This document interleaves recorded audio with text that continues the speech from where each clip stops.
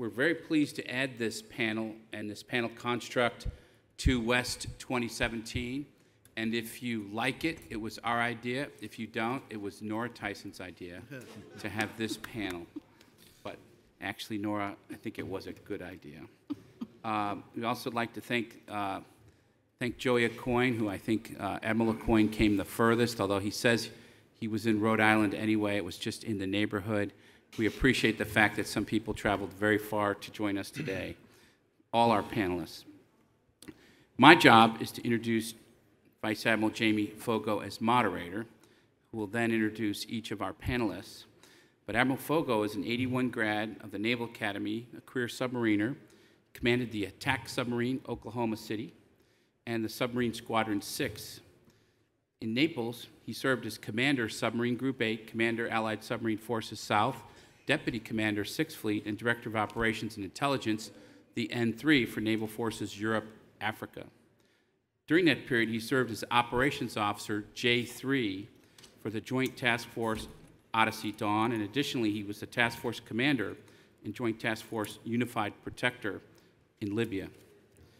In his most recent assignment, he commanded the 6th Fleet, Naval Striking and Support Forces NATO, Deputy Commander, U.S. Naval Forces Europe, Deputy Commander, U.S. Naval Forces Africa, and Joint Force Maritime Component Commander, Europe.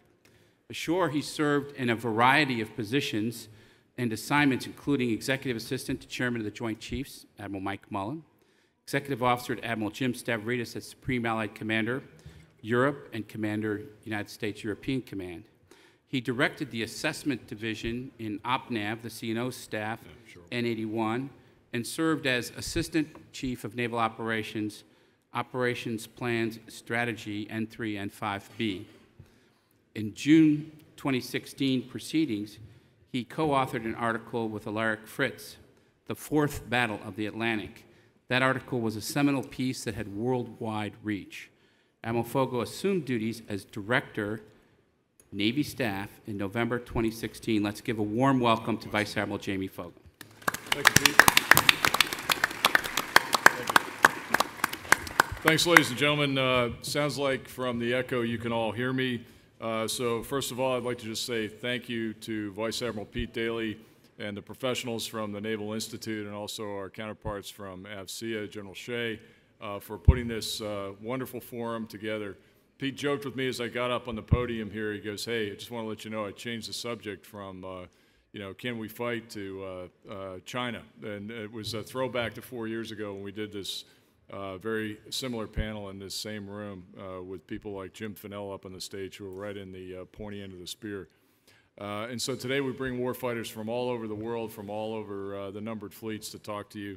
And our panel discussion today is, are we ready to fight, now and in the future? So I'm delighted to be here in my role as the Director of Navy Staff. It gets me out of the Pentagon for a day and a half, sunny San Diego. We've only got an hour and 15 minutes, so I'm mindful of our time and your time, and we want to make sure we have time for questions and let the fleet commanders engage. As noted by Pete, I just completed my tour as 6th Fleet Commander in Europe last October, and unfortunately, Vice Admiral Chris Grady, my relief, couldn't be here today, so I'm going to stump a little bit for him in the beginning, and then I'll introduce my fellow fleet commanders to my left, and then we'll get going with each of their individual presentations. So, first of all, let me introduce Vice Admiral Joey Aucoin, who's joining us from Yokosuka, Japan, as the commander of 7th Fleet. Prior to taking command, Admiral Aucoin served as the N9 on the OPNAV staff. He was N80 before that. He was a great friend to me when I was across the hall at N81. Nobody knows any more about budget and warfighting and capability than Joey. He led the John C. Stennis Strike Group and was commander of Air Wing 5 in Japan as well, so tremendous experience. To his left, our cyber guy, Vice Admiral Mike Gilday, made the trip with me from Washington, D.C. to be here with you today as commander of 10th Fleet, which is doing a phenomenal job protecting our networks and making sure that the adversaries know that they need to be on guard. Mike has significant allied experience as the Chief of Staff for Naval Striking and Support Forces NATO, a place out in Lisbon that's near and dear to both of our hearts. We had served together out there, and the Ops Officer for NATO's Joint Force Command. He also commanded the Dwight D. Eisenhower Strike Group. He was my relief when I was executive assistant to Admiral Mike Mullen on the Joint Staff. To his left, Vice Admiral Nora Tyson. She had to travel the least distance, but had the most problem with traffic to get here as commander of 3rd Fleet from San Diego. Nora recently served as Deputy Commander, U.S. Fleet Forces Command, did a wonderful job down there under Admiral Gortney and then Admiral Davidson, and was a former executive assistant to the Chief of Naval Operations, Admiral Mike Mullen. She was the first strike group commander to deploy on George H.W. Bush, the first woman to be a strike group commander. I know she doesn't like us when we single that out, but it was a significant achievement. I was in Europe when she came, and it was an incredible experience for us and the Europeans to have Nora in the theater with the Bush. To her left, Rear Admiral Sean Buck left one tropical locale for another, from Mayport, Florida, to come here to San Diego. Sean recently left the Pentagon as the Joint Staff J5 Chief of Staff, and that prepared him well for his current tour as the commander of 4th Fleet. He's taken on the bad guys down in the Caribbean, doing a lot of counter-drug operations, and Jayadav South is in his AOR, and he partners with the interagency and the Coast Guard there, and just doing a wonderful job. He'll have some great stories for us today. We couldn't do this without our brethren in the Coast Guard. Vice Admiral Fred Midgette is commander of U.S. Coast Guard Area Pacific and has made the trip from Alameda, California to be with us here today. Fred's responsible for all U.S. Coast Guard missions halfway around the world, from the Rocky Mountains to the east coast of Africa. Immediately prior to this tour, he was the Deputy Commandant for Operations, responsible for operational strategy, policy, and guidance for the entire Coast Guard. I don't know how somebody gets a great career path in the Coast Guard like that, but we're lucky to have him with us today. So let me kick it off with a brief primer on Europe, and then we'll go to Joey for the Pacific.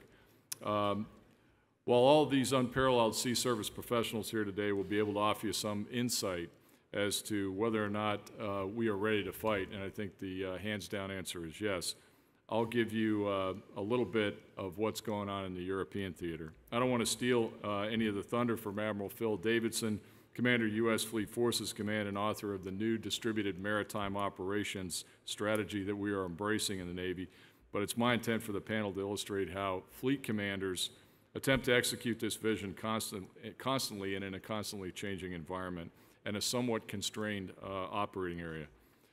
During my time as 6th Fleet Commander, I encountered numerous challenges, and I'm going to borrow a play from the Supreme Allied Commander and Commander EUCOM's playbook, General Curtis Scaparrotti. Many of you know him, when he categorized these challenges into 3 primary bins. He called them the 3 R's: the Russians, the radicals, the refugees, for us folks in Europe. And I've spoken at length about them, I've written about them, but in the vein of today's discussion, are we ready to fight? First of all, I'd like to say we are, but only if we have to. And operating in the Mediterranean and throughout the Atlantic, we were required to maintain constant vigilance on Russian forces and some of these other challenges, which necessitated a very highly trained and ready force. This was demonstrated by my first photo. Mike, you've seen that before. That was the shot seen around the world, the money shot of the Su-24 aircraft in the Baltic Sea, about 30 feet from wingtip to the deck of the USS Donald Cook at 500 knots. That was one of many sorties that came over the ship that day. And if you ask me the question, was the commanding officer prepared to defend his ship, I'll deflect that question to Commander Chuck Hampton, who is in the audience here today, Captain Chuck Hampton, who is a special assistant to Fleet Forces. He was the commanding officer of the ship, and he can answer that question for you. Now, you can see from that picture that that thing in the middle of the fuselage is not a bomb, it's a fuel tank. We watch these guys when they take off and they come at us, and so we exercise the proper restraint, as Chuck did on that particular day. You also note that Admiral Stavridis in his keynote this morning, just coming out of Munich, he talked about these kind of threats and challenges out there and how dangerous they are when you don't exactly know the intentions of somebody flying at 500 knots who intends to come as close as 30 feet from your warship. And the worst case scenario would be that he clipped that ship and went in the water, and then we would be accused of having shot it down. There are other challenges and stressors out there in terms of the radicals and violent extremist organizations. We had our fill of them while we were there, and we exercised, even before the paper was instantiated, distributed maritime operations in North Africa, and particularly in the Gulf of Sidra, and in particularly in the city of Sirte, where there was formerly a large contingent of ISIS present and no longer exists. Slide. The USS Wasp Amphibious Readiness Group, and that's some of the Marines from on board the Wasp, deployed from Norfolk and was bound for the AOR without really, I mean, they had trained, and they had trained to certain capabilities and warfighting specialties we all do. They're all certified. No particular idea they would be involved off the coast of Libya and North Africa in kinetic strike operations against ISIS. Phase 2, and isn't it amazing? You know, we talk about dealing with the Russians in a Phase 1 or Phase 0 environment, and here we are in Phase 2 in the same theater not far away. So the lines are somewhat blurred, and we've got to be ready to fight all the time. It wasn't just the Wasp, and Wasp was there with a 3-ship ARG, and as part of the Marine Corps' view of distributed maritime operations, we split that ARG and MEU and allowed 2 of the units to go into the Arabian Gulf and fight from there. Wasp did this by herself with support from our DDGs from Rota, again, distributed maritime operations. Slide. This is a picture of USS Kearney. Keeping the enemy awake at night in Sirte. We didn't give them any downtime. The lights were on 24/7 so we could see them and find them and eliminate them in the dark. And those are illumination shells that had not been fired since the Gulf of Tonkin in the Vietnam War. About 300 of them fired in support of kinetic operations off Wasp. So let me stop there and say, are we ready to fight? You bet we are. That was my particular area of operations. I'll turn over to Admiral Aucoin and ask him to articulate some of the things that he is doing out in the Pacific. Joey, over to you. All right, just give you a heads up, all of us have been to the Jamie Foggo School of Speaking, which is to keep talking and talking so there's no time at the end to answer any questions. That's right. So we're going to have some pretty long answers. But really, if you ask 7th Fleet if we're ready, unequivocally, we're prepared to fight if necessary. You know, there are many segments of our Navy that are being reduced or due to constrained resources. But fortunately, out in 7th Fleet, we're doing very well. We're very well resourced and very well manned. And so we got a lot going for us out there. And then if you ask our people, you know, the importance of being ready, they understand that we have to be ready to fight at a moment's notice. And so I feel very fortunate, and we are, you know, if necessary, we're ready to deliver decisive combat power on, above, and below the surface if necessary. You know, as far as talking about the threats out there, I don't want to, you know, narrow it down to say perhaps China, but really to talk about overall the threats in the Indo-Asia Pacific, and they really are, you know, challenges of regional stability, the challenges to continuing prosperity, and challenges to rules and norms.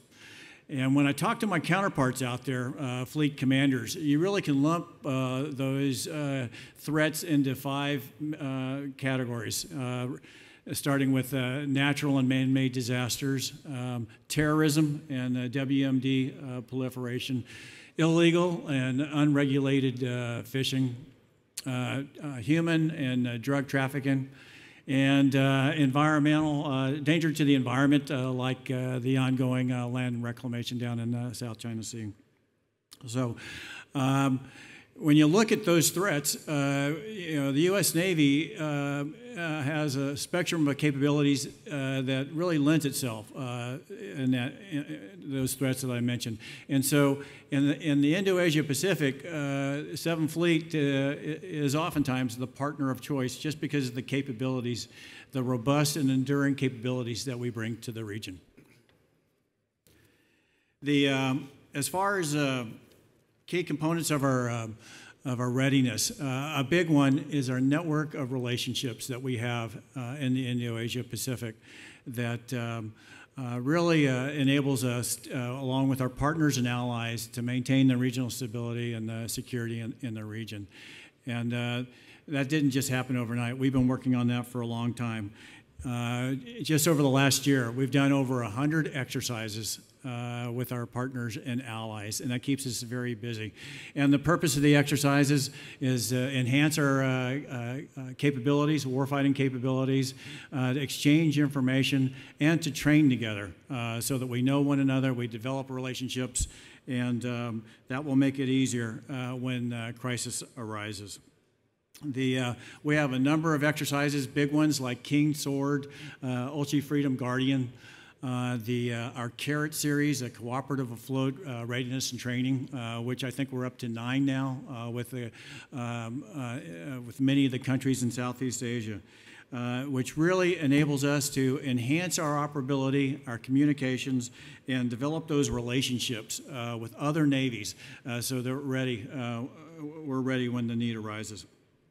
The exercises range a whole slew from the high end with our closest allies to advanced anti-submarine warfare, anti-surface warfare, air-to-air, and then on the other side of the spectrum to fundamental seamanship and navigational training with some of the up-and-coming navies in the Indo-Asia Pacific.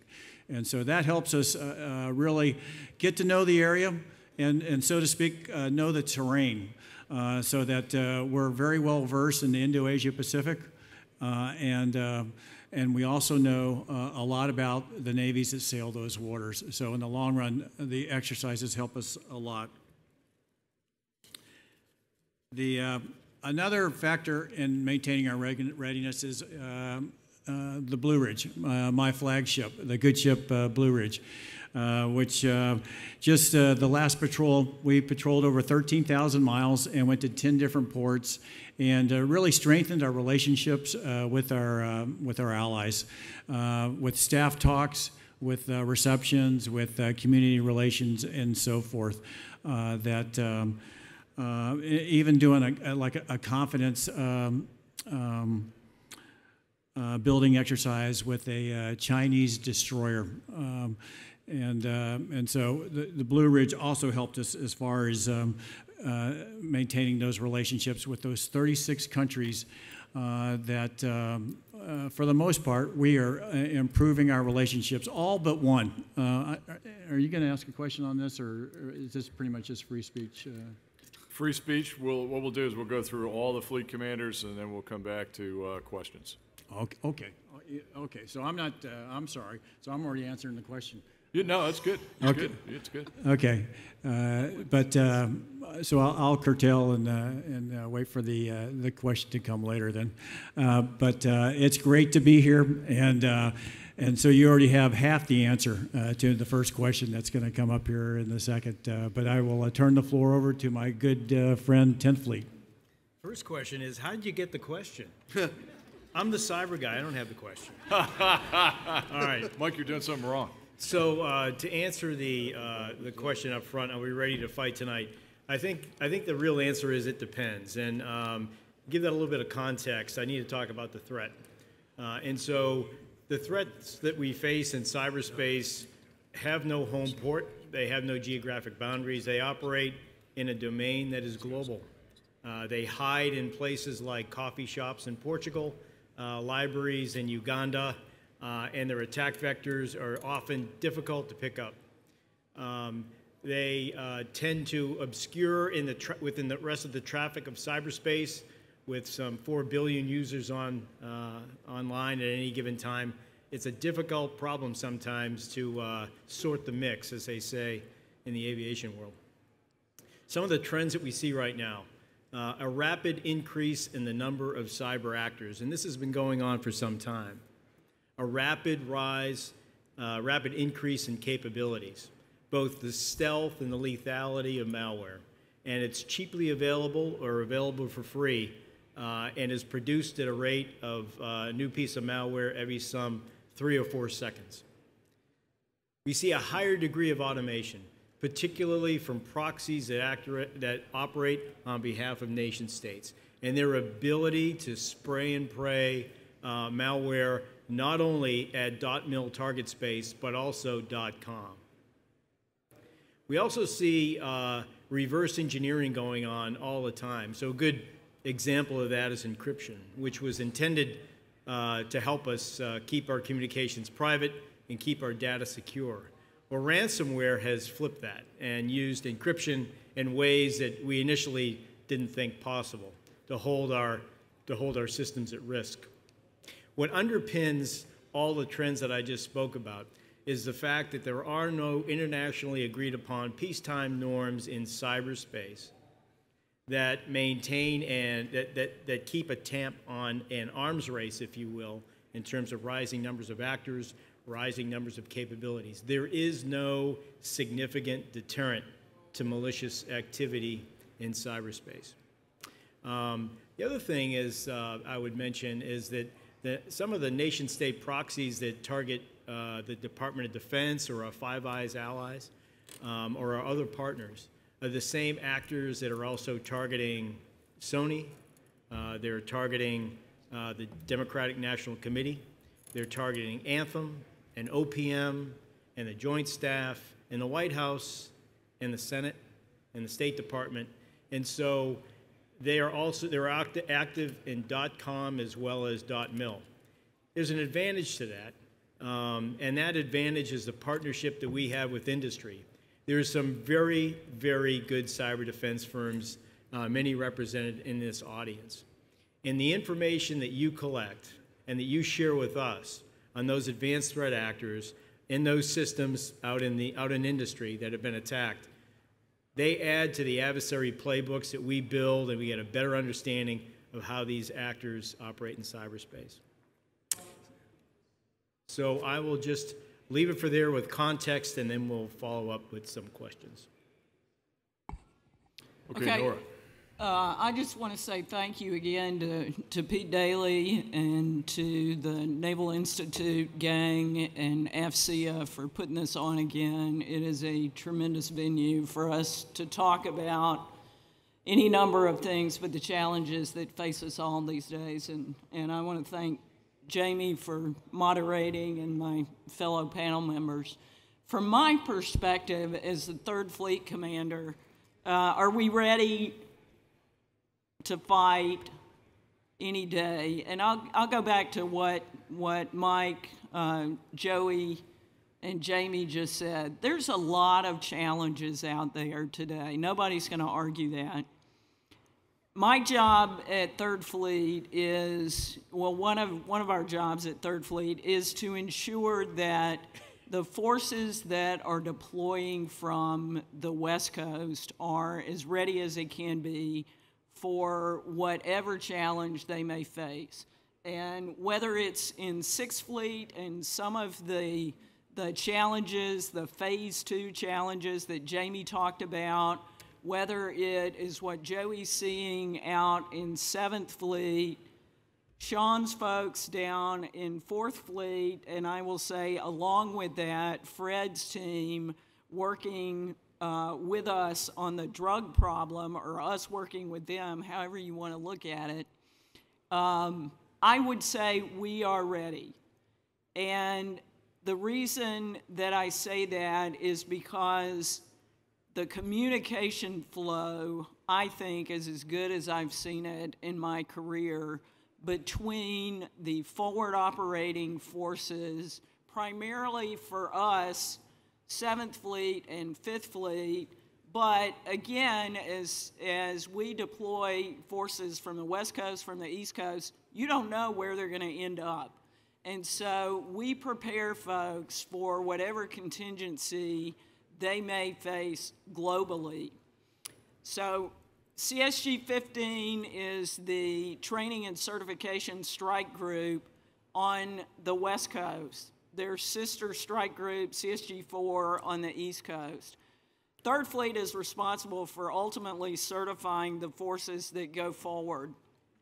But CSG 15 and CSG 4 work very closely with the 7th Fleet Commander, the 5th Fleet Commander, the 6th Fleet Commander, who understand the requirements from the COCOMs, and we train and certify those forces going forward to the requirements of the COCOMs and the forward fleet commanders every day.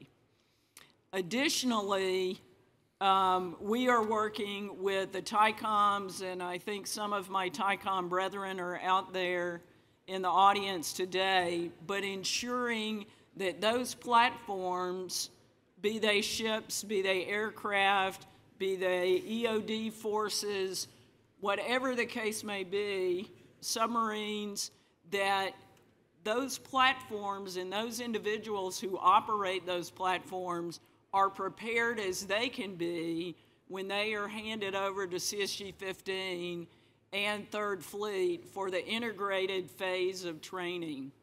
And because of the coordination and the synergy, I think that we have today among the TICOMs, the SysComs, the forward commanders, I think that we are preparing those forces as well as we possibly can to meet the challenges that they may face from a phase 0 to a phase 2 scenario anywhere in the world.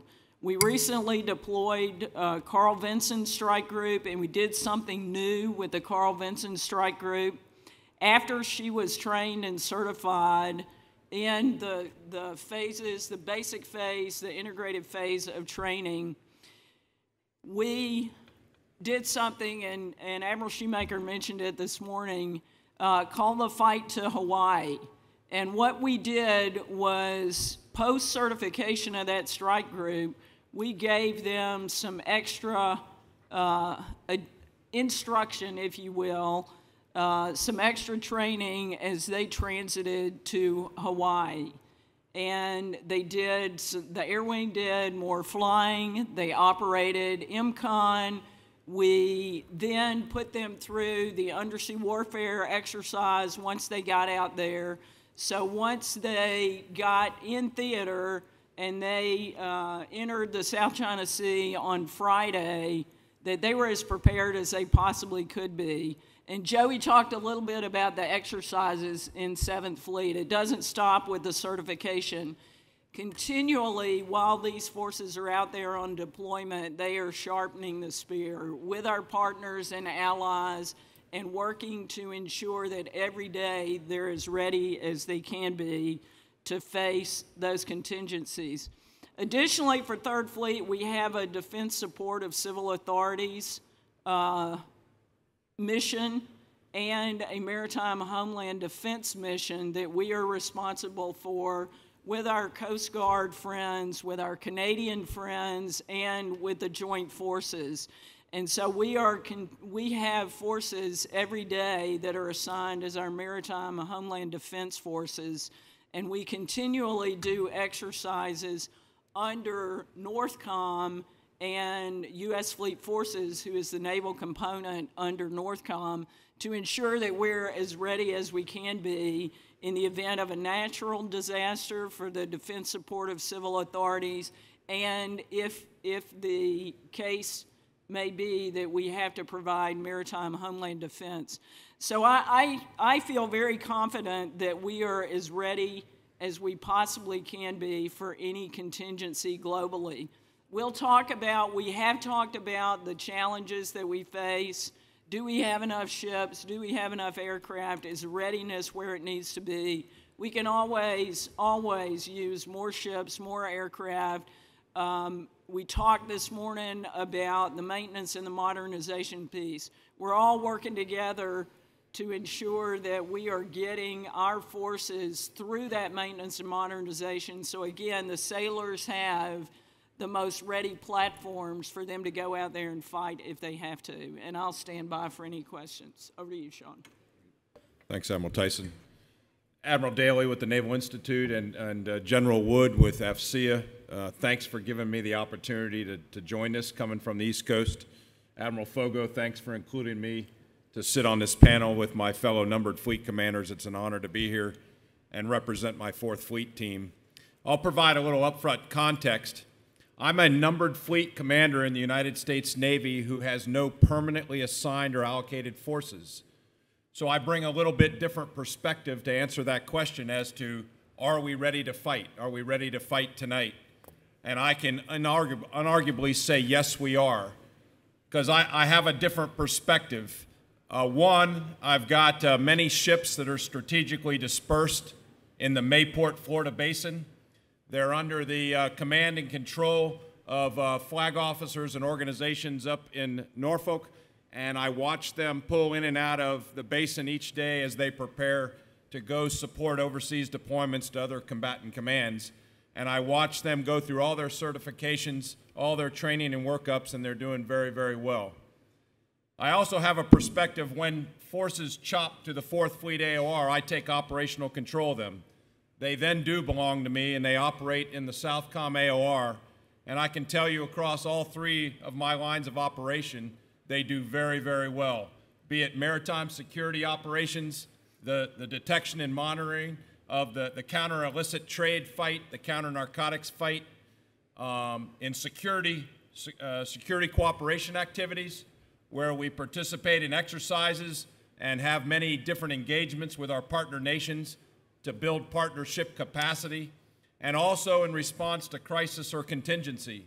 Probably one of the most predominant threats in my AOR is Mother Nature, with earthquakes, hurricanes, unexpected weather phenomena that can decimate some of the poor countries down there. U.S. naval forces prove over and over again that they're ready across the entire spectrum of warfighting to respond. They do it very, very well. The nature of our threat in the Southcom AOR is somewhat traditional, but also has exposed a new threat to us. We do suffer from the malign influence of Russia, China, and Iran as those countries try to come in and break down institutions and governance and break down the social and economic fiber of our southern partners. We have the influence, as I mentioned a moment ago, of Mother Nature. She's a big, bold threat in our AOR. And now we're looking completely in a more innovative way. Instead of looking at those traditional threats, we're looking at how they're all networked.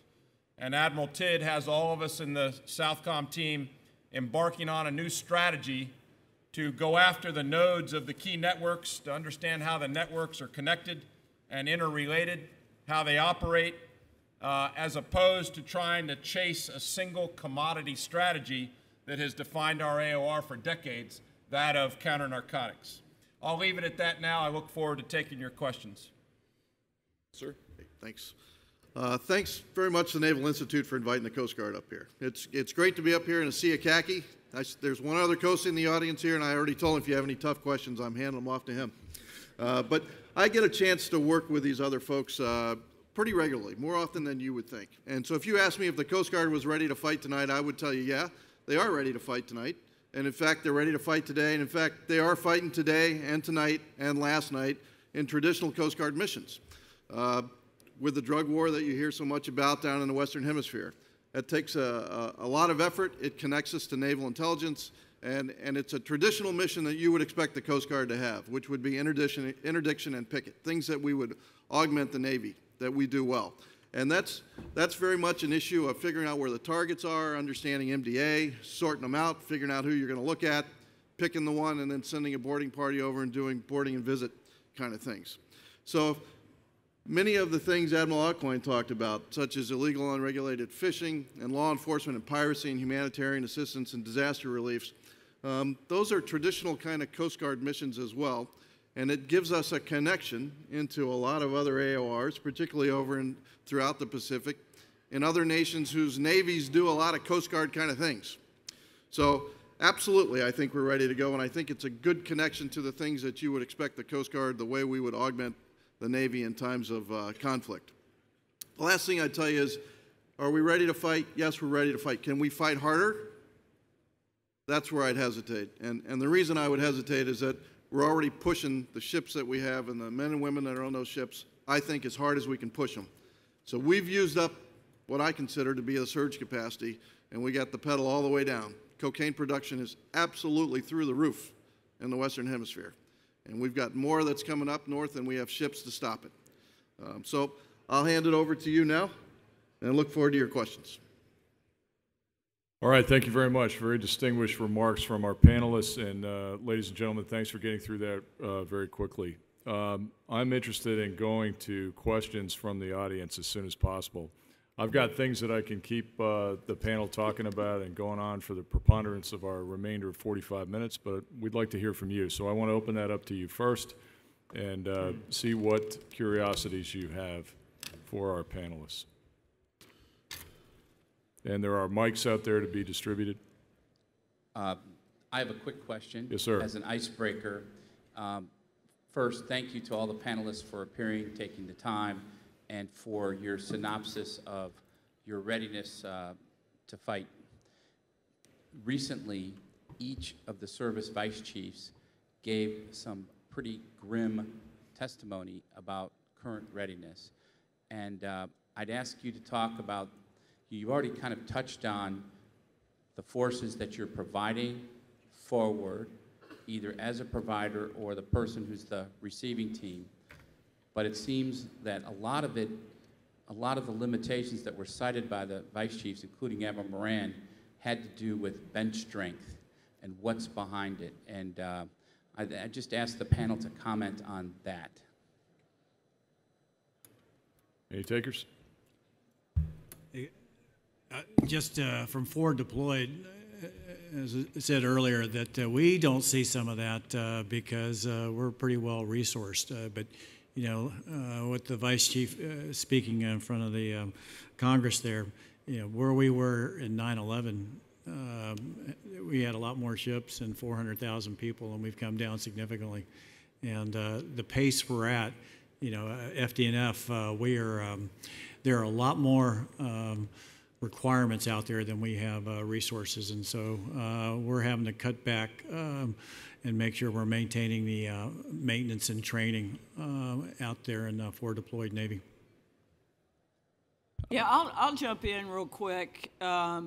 Jamie mentioned that in my previous job, I was the deputy at Fleet Forces, and prior to that, I was the vice director of the Joint Staff.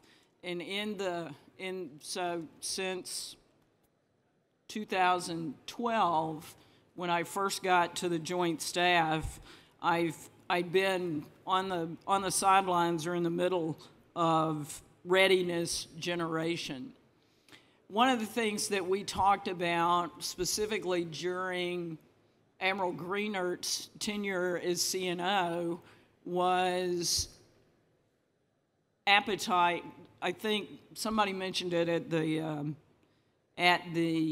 panel this morning, is appetite suppression. So if you're a combatant commander, your job is to successfully, at the high end, if required, to fight and win. In order to do that, if you're a smart guy or gal, you're going to want all the resources that you can get.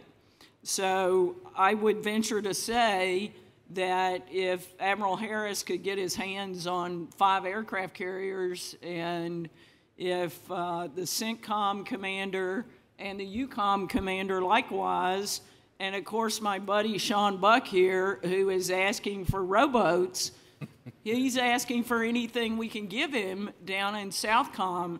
So do we feel comfortable that the forces that we are sending forward are ready? Yes. Do we think that we could actively employ more forces? Absolutely. Every day, everywhere in the world, because that's what we do. It's about presence. We talked about sea control. So, but those forces that we put forward, we want to ensure that they are as ready, as prepared, as modernized, crews trained as they can be. So in order to do that, we've got to take the time, the effort, the money to put those ships through those maintenance and modernization periods. Likewise, I know she's here somewhere, the aircraft that we fly around the world, whether it's off of aircraft carriers or land-based, they require a certain amount of maintenance too. We've talked about the F-18s and the fact that we are flying them much longer than we ever anticipated. And that takes maintenance and modernization in order for us to do that. So I don't know if that answered your question, Admiral Daly, but I think that it's all in the perspective that you're looking at readiness. Could we have more forces and therefore be more ready? I think probably so, but I think we all feel very comfortable with what we have and its preparedness. Well, thank you. I was really trying to get it. I know that you guys are not the type commanders, and you are not doing the man training equip. You're the numbered fleet commanders. But you hit on an important point, which is the numbers. And just 5 years ago, we could put 3 carriers out there, either deployed or ready to go in 30 days, and a couple more to reach in 90 days. And today, we're just emerging from a 2-month gap that we had where there was nothing except the Reagan forward deployed in Japan. There was not one other deployed carrier. So it seems that we're at about half the capacity of what's behind what's out there today to provide surge and backup. And in the regard that we're trying to meet operational plans and the scenarios that you have to win, that you have to use to fight and win, to me what's concerning is that you can be okay at one pace, but when you go to the high end, if required, if credible combat power is required, that's where it seems to be a lot more fragile. Thank you, Pete. Sure, I'll talk about the cyber force for a second. If I had the option, I would set 3 benchmarks for the cyber force, and they're essentially the same benchmarks that JSOC sets for the services. That those operators be handpicked, that they be exquisitely trained, and that they be well resourced. And I'm not sure that we meet the mark across those 3 areas as best we should in the domain that I described in my opening statement. Where we see gaps in the cyber side, we have a phenomenal force. And just to give you a snapshot, across the joint forces, 133 cyber teams. Those are split just about evenly between the offense and the defense. The Navy has 40 teams, 20 offensive and 20 defensive.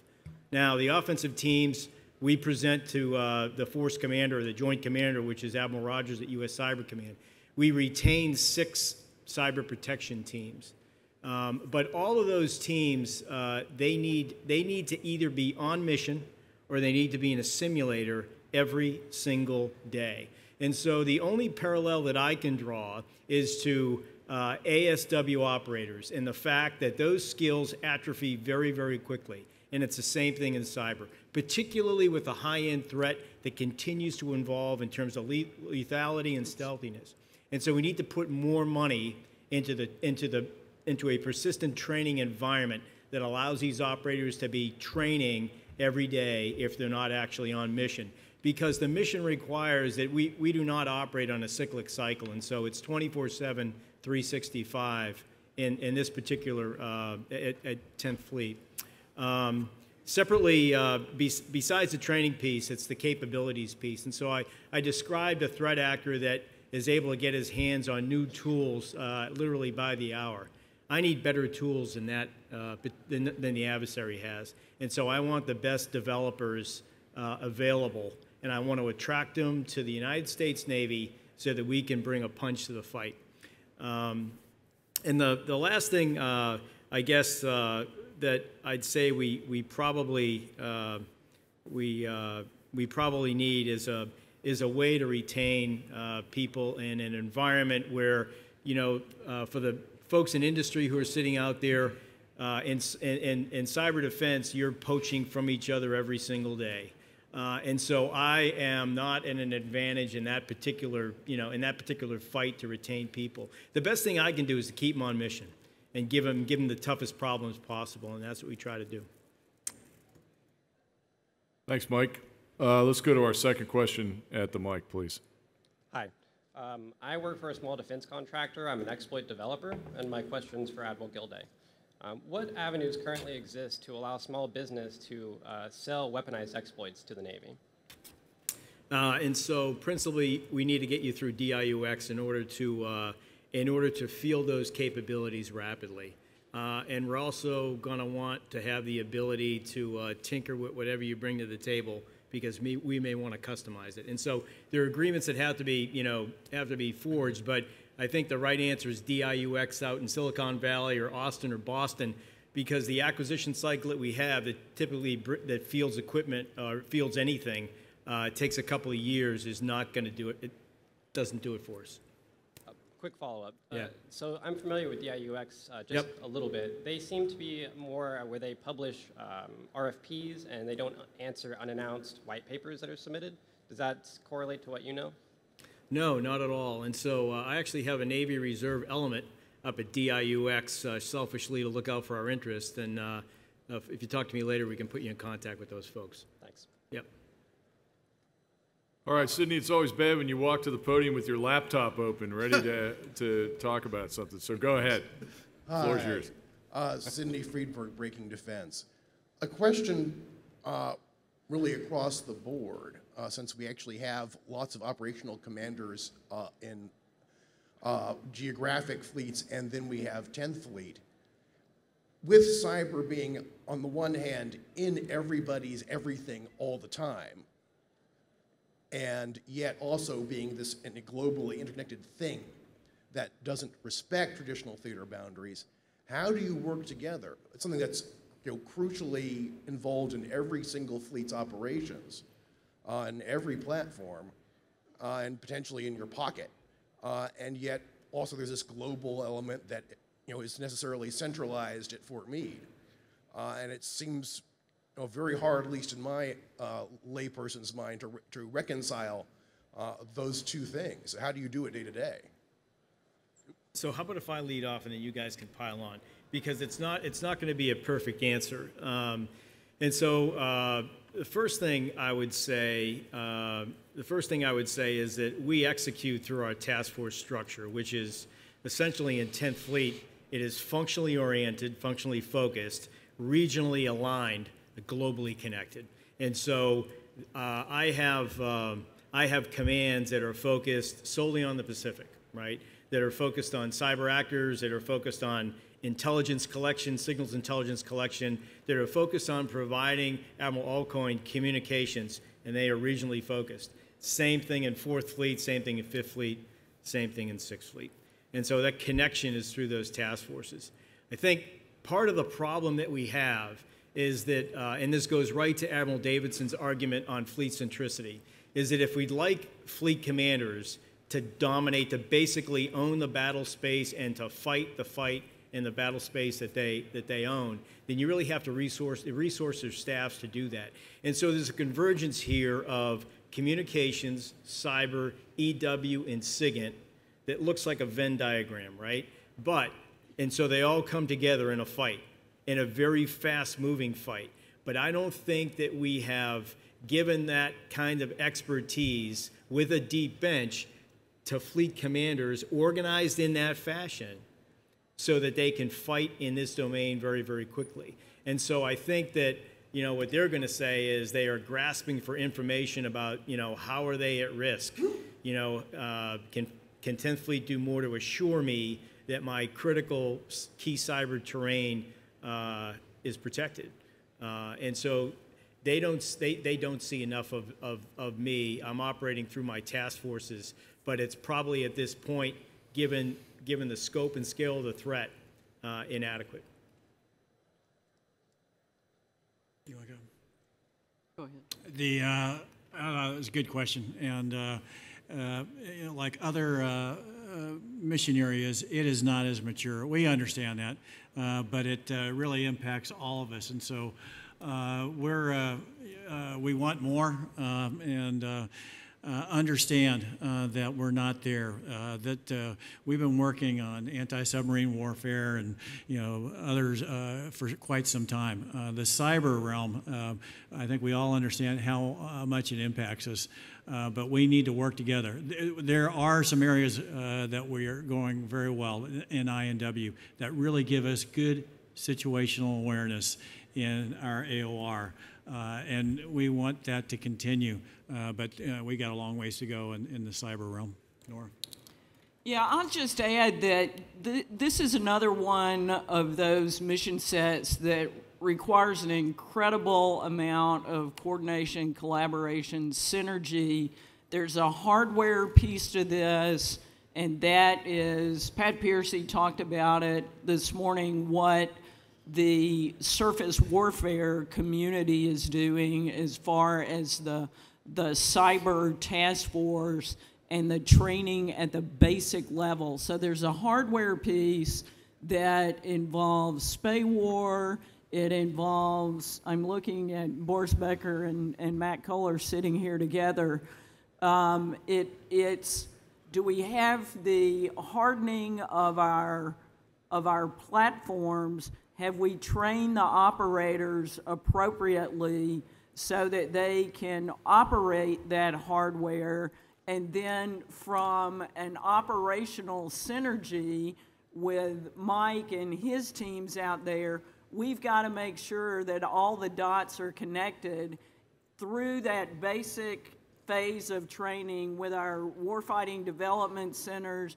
Matt and the information warfare community is just becoming IOC with their warfighting development center that is very synergistic with the other communities to ensure that we are developing across those communities the TTPs that we need to ensure that we are as hardened and secure as we can be in the cyber realm. And this morning there was a little bit of discussion about and I'm talking pretty specifically the defensive side. I will defer to Mike if you want to talk the offensive side.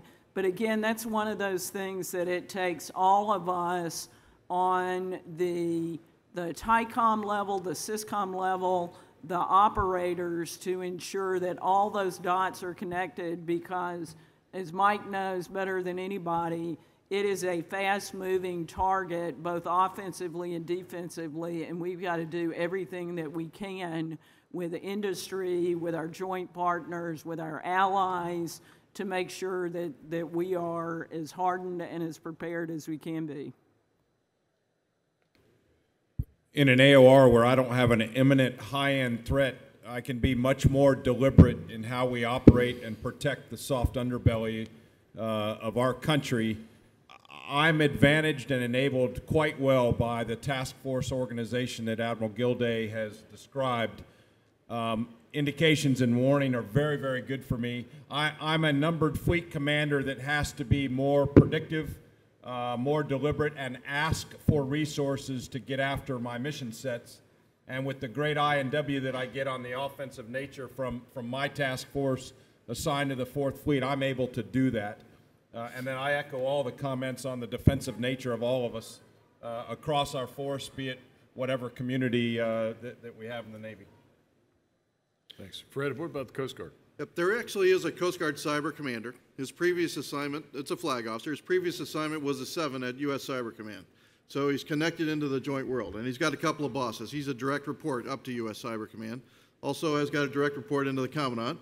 And so our lines of effort, well, there's a Coast Guard cyber strategy that's got really 3 lines of effort that says be able to defend and operate your own system internally, be able to exploit your adversary's cyber capability, and protect the maritime transportation system. So we've developed just recently, here within the last 6 months, the supported relationship between the Coast Guard Cyber Commander and the 2 area commanders in those 3 areas.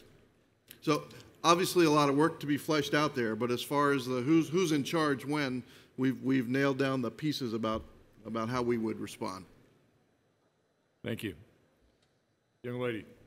Hi, good afternoon. Megan Eckstein with U.S. Naval Institute News. I have 1.5 questions for the panel. First, Admiral Harris said during lunchtime that he was looking for more innovation. I believe he said innovation or die. So I was wondering, based on the specific challenges you face in each of your fleets, where you would like to see the most innovation. And then for my half question, Admiral Aucoin, I'm very curious to hear the second half of your answer to the question that Admiral Foggo didn't ask. Okay, fair enough. So innovation. I'll throw out a couple of thoughts on innovation. It's a term that is probably overused. It's a term that has become quite prevalent in the 21st century as we move ahead in leaps and bounds according to Moore's law and the advent of new systems that communicate through these technologies you all have sitting in your laps now. iPhones keep getting better and more powerful. And we're at the point where, geez, how can we innovate is there anything else to innovate for or on? And so one of the things we did out in 6th Fleet AORs was let's stop thinking about the technology, let's think about how we fight and be more innovative in how we fought. Somebody asked a question, Pete Daly asked a question earlier about readiness and modernization in the Vice Chief's testimony. One of the things that should have been intuitively obvious to us, and perhaps is innovative, or maybe it's just the epiphany, the light bulb went on in how we fight, is we had these carrier strike groups in the Mediterranean operating all the time, and the CNO was much more generous with presence in that theater. When I was over there for 2 years, I saw more submarines, more carriers, more amphibious readiness groups to help augment those 4 forward deployed naval forces, those destroyers that were in Rota. And when people ask you, is that enough? Do you have enough, fleet commander? Any fleet commander worth his or her salt would say, no, I want more. But we also have to be good custodians of the national treasury. So in a phase 0 environment, it's adequate. What you're given to operate with in your theater is adequate. And that goes through a process in the Joint Staff that's very elaborate, the Global Force Management Allocation process of forces. However, it changes when you go from phase 0 to phase 1 or phase 2. And Admiral Davidson struck on this the last time we got together as 3 stars and 4 stars. He said, how many of you guys and gals out there are operating in a phase 2 environment now? Admiral Donegan is, probably one of the reasons why he's not here. Admiral Grady is, probably one of the reasons why he's not here. There are strikes going on throughout their theaters. So how can we better innovate and use some of those assets that are out there? You saw it last summer when the Harry S. Truman both went through the 6th Fleet and into the 5th Fleet and then came back out again. Pete alluded to the carrier gap. She continued to do strikes while she was in the Mediterranean. And that worked, and there were some healthy skeptics there. It took a little bit of innovation, a little creativity, a lot of hard work, and some push-ups. When the Eisenhower came through, we did the same thing. Again, this is distributed maritime ops across unified command plan lines, seamless integration, and 2 combatant commanders in 1 theater supporting one in another, with an effective strike capability that really made no difference. It's about the same distance, about the same number of tankers in the air, and about the same number of kinetic weapons delivered during Operation Inherent Resolve. So we're doing a little bit of innovation in warfighting. War College helps us out with some of the training that we get there, some of the schools that we go to, and those young lieutenants, commanders, and captains that are on the pointy end of the spear are using their noggins, which is what we pay them to do, to help us get better bang for the buck. That's my answer. I know that you'll have other people over here that will tell you something different. So, before Admiral Aucoin answers your half question, I just do a quick paid political announcement or advertisement for Southcom to all of you all.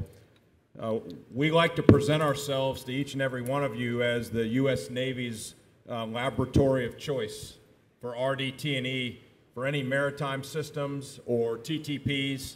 Try it in Southcom first. We offer great water. We offer great airspace, warning areas. We're close to home, so you can come down, do your test, and get back to your parent command and analyze all the data from your tests. And we're not doing it for us. We're generally not going to be able to take the capability and capacity that you innovate and that you test with and turn into programs of record. But what we do is we can do that and pass it off to our warfighting fleet commanders in the 5th, 6th, and 7th Fleet, who need it a lot more than I do down in the 4th Fleet. And I would say, to answer your question, Megan, from my perspective, where we need to leverage innovation the most is in preparing these forces to go fight at the highest end they may be required to. So a lot of work has been done in the live, virtual, constructive training world, if you will. And because we don't have as many ships, aircraft, submarines at our disposal that we would like to have to prepare these forces for the highest level of warfighting that they may find themselves in, we have really, really got to leverage that live, virtual, constructive training to make sure that we are using it to the best of our ability, because we don't have 100 OPFOR ships while a strike group is out there doing workups. We don't have supersonic missiles that we're shooting at them. We don't have, 3 or 4 spare air wings sitting around that we can use as OPFOR to prepare these forces to go forward. So I would answer your question that way, that we have really got to make sure that we are being very innovative in using all the technology that's out there, both on the basic phase and the integrated phase, so that we can get to that high-end training and preparation of those forces. Thanks. Mike? Yeah, real quick. So for me, the key word is creativity. And so for us, the best work that comes out of our command in terms of new ideas, in terms of how to fight, come from our cyber teams, come from the basic level, people in their early 20s who are just simply given the charge, give me options that make me gag. And so whether or not we actually execute those are a whole different ball game. We put money against some of them. We experiment with ships, aircraft, UAVs, submarines, and so unique to maritime forces is the thought of access. And in cyber, in order to do anything, you need access. And so ships, aircraft, submarines can get to places where ground forces cannot go sometimes, or air forces cannot go. And so, we do a lot of creative thinking on how to fight.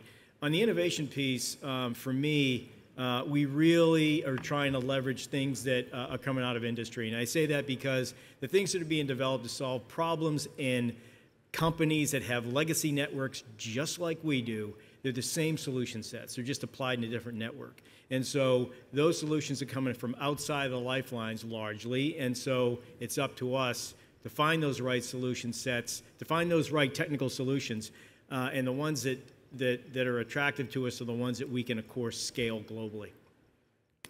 Thank you. And Megan, I haven't forgotten about your second question. I just want to say first, Megan is a strategic communicator for the U.S. Naval Institute. She is a force multiplier for the U.S. Naval Institute. Notice I say the Institute, not the Navy. The news that she relays and promotes is honest and fair. She can't be bought, but I read these things. I read these things when we're overseas. I read them in the Pentagon, so does everybody else. You keep the lines of communication open, and you keep that strategic stuff out there where everybody in the audience and all the folks up here on stage can appreciate it, and we're all on the same sheet of music when we open up our U.S. Naval Institute news or our Chinfo clips every day, and you're in there all the time. So thanks for what you do. It's terrific for such a credible and capable young person. And now, for your second part of your question. So these folks are all stand-up folks up here. I don't need to feed them questions, but we had themes. So I said, okay, for Joey, everybody's going to want to talk about China, and he treated that one pretty well. The other theme, the second question that he didn't get to, is Korea. And if you look across the last week or two, General Mattis went out to Korea to reassure allies. He went other places too, to Japan, some of our strongest alliances. We had the Munich Security Conference talk about European security, but Admiral Stavridis alluded to things that are going out in the Pacific that are important today. Kim Jong-un launched another missile, and frankly, it was pretty impressive. It was, like a submarine missile launched from a tank. Solid fuel, and pretty impressive. Is he a rational, cold, calculating actor? Is he irrational? And Joey's got a tough job because he has to support, the combatant commander out there, Admiral Harris, as well as General Brooks. And I don't know if you saw General Brooks was on 60 Minutes on Sunday, right up at the DMZ talking about how hard that fight would be. So for the guy who has, and really two, Third Fleet and Seventh Fleet, who have the preponderance of naval forces out there, how do you hedge and how are you ready to fight against something like a North Korean aggression or Kim Jong-un? Yeah, Megan, to answer that first part, are we ready to fight? It's really the inherent tension between the demand signal for operations and the necessity for maintenance and training. And it's tough because our allies want our submarines, they want our airplanes, they want our ships, they want our people out there operating with them. And so there's a balance there. You know, how do you balance the operations, the exercises, the maintenance and training? And that's something we have to do every day. And we got pretty good metrics when it comes to aviation, and we're getting better in the other communities. But that requires a lot of work, and it's probably one of the most important tasks we have out there is maintaining our readiness. As far as North Korea, you heard Admiral Harris talk about them today, and you know, if there's a fight tonight, that it's probably going to happen on the Korean Peninsula. We support General Brooks.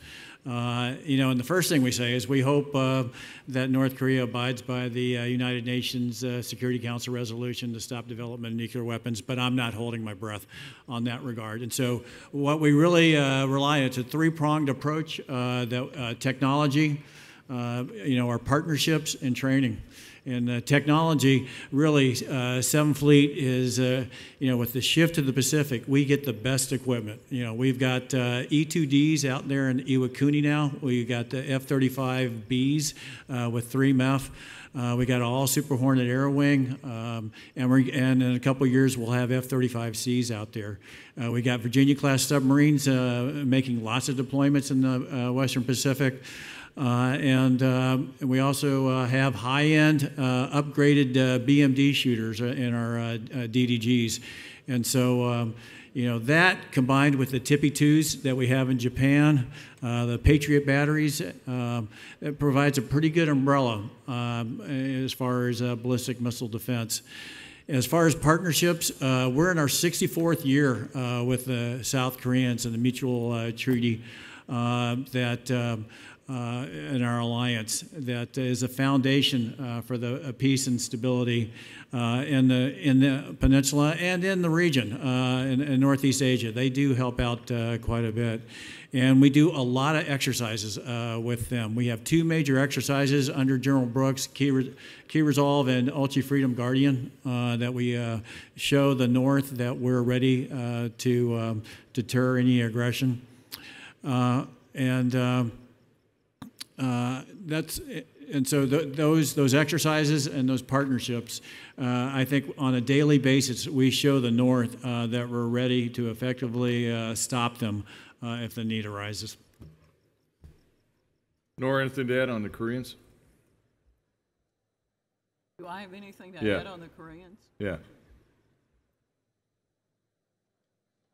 Well, I mean, if you're going from the perspective of Third Fleet, I know you've been operating more forward. All right, so Third Fleet forward, Admiral Swift, who took command of the Pacific Fleet 2 months before I took command of the Third Fleet, said, hey, here's what I want you to do.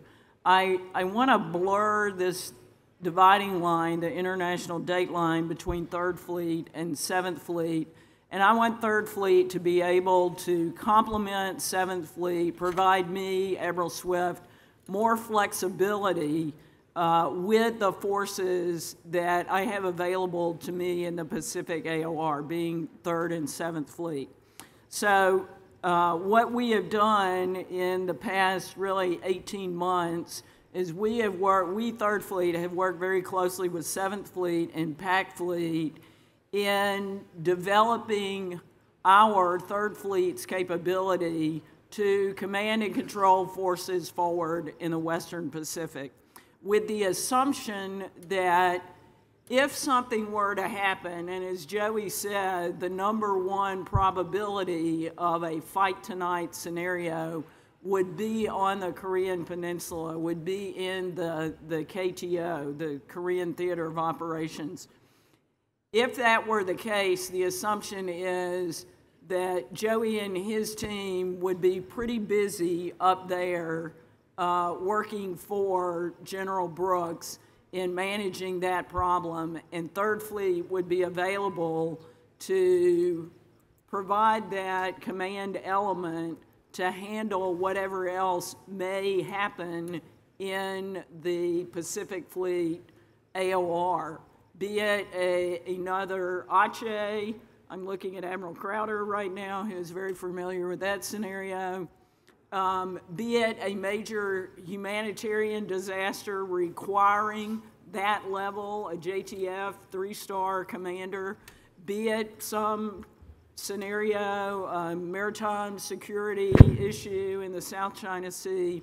So we have been working very closely with 7th Fleet, with Joey and his team, and PAC Fleet to ensure that we have the connective tissue that if something were to happen, that 3rd Fleet could very quickly respond, complement Joey and his team, and to handle whatever scenario may come to pass in the Pacific Theater.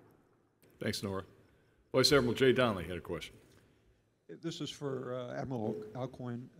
There have been some media reports recently that China, I think attributed to Chinese CNO Wu Shengli, has indicated a desire to institute a policy that any submarines in their territorial waters, to be defined what that means, would have to be on the surface flying their national ensign.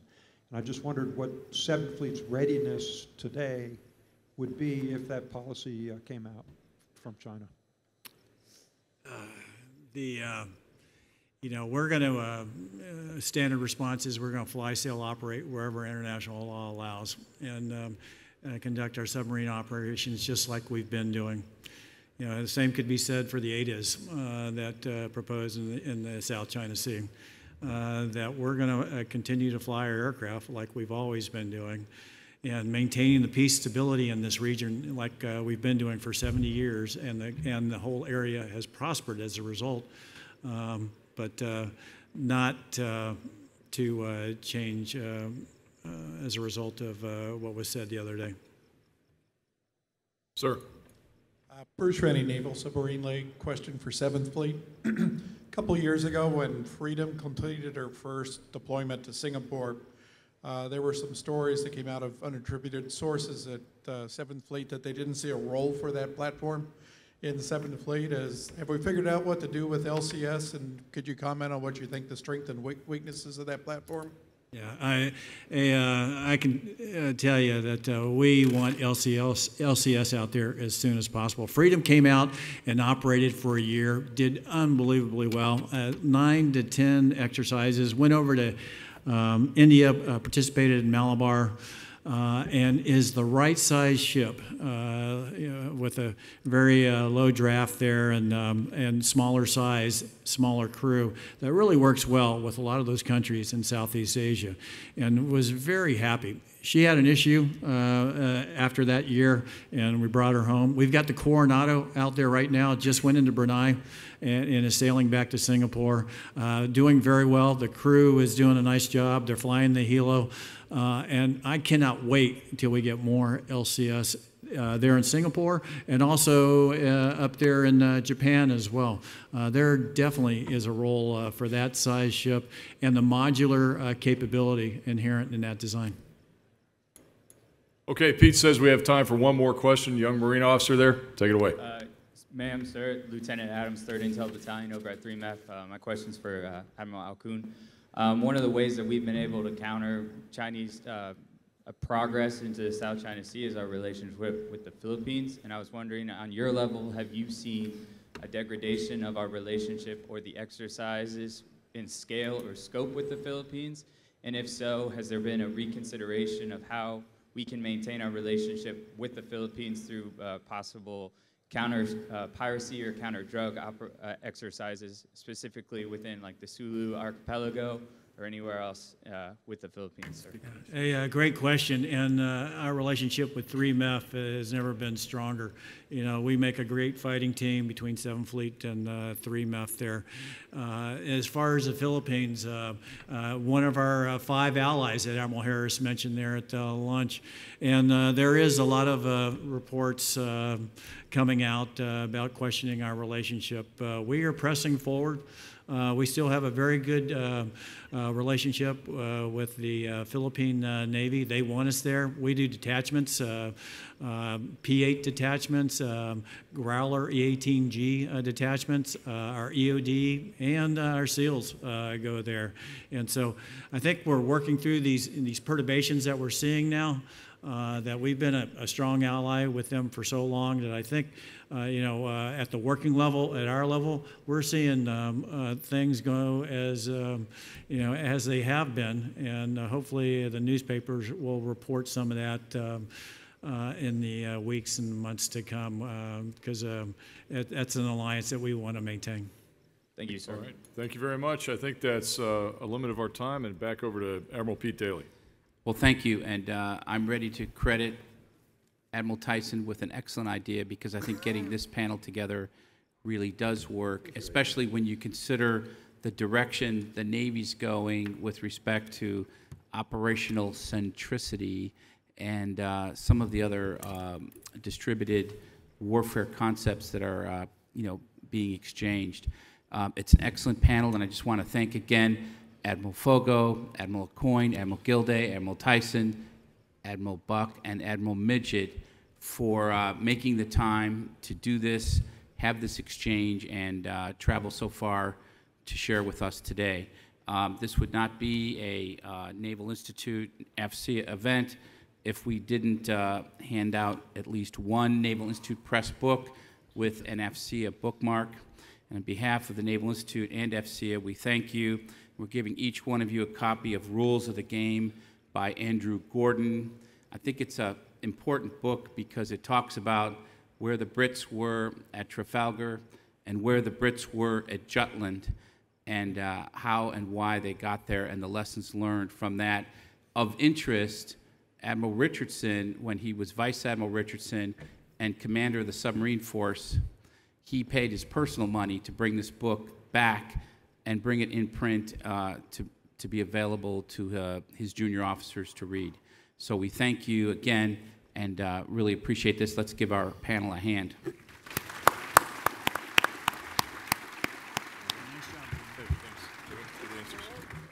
Thank you, Pete.